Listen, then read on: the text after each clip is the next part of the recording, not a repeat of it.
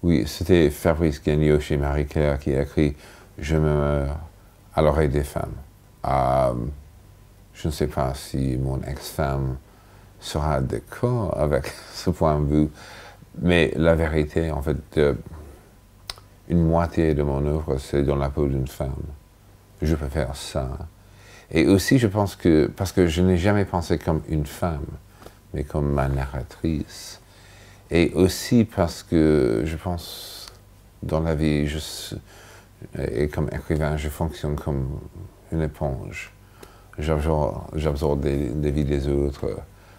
J'ai un point de vue très féministe dans mon écriture parce que j'ai grandi au milieu d'un mariage raté. Ça, c'est le sujet de la première nouvelle de cette collection Guerre froide, qui était franchement peut-être, c'est 100% autobiographique, mon enfance à New York.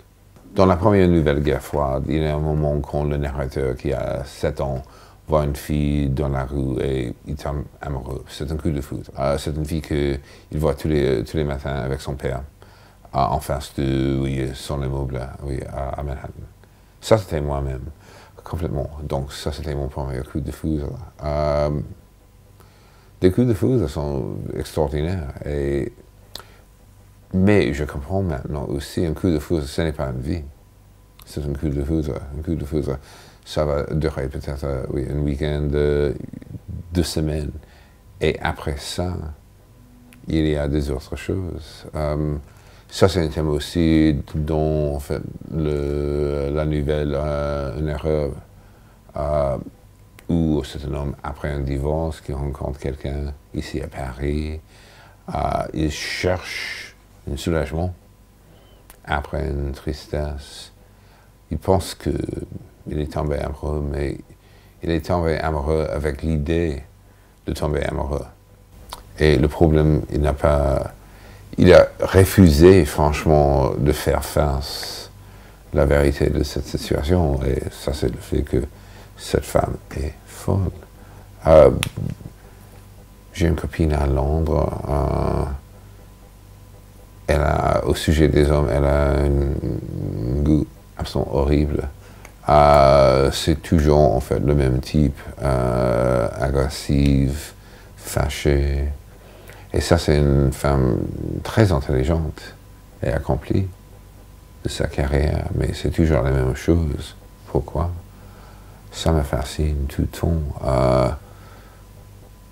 Et aussi pourquoi on fait des choix avec l'idée, peut-être en filigrane ou subconsciemment, ce sera un désastre.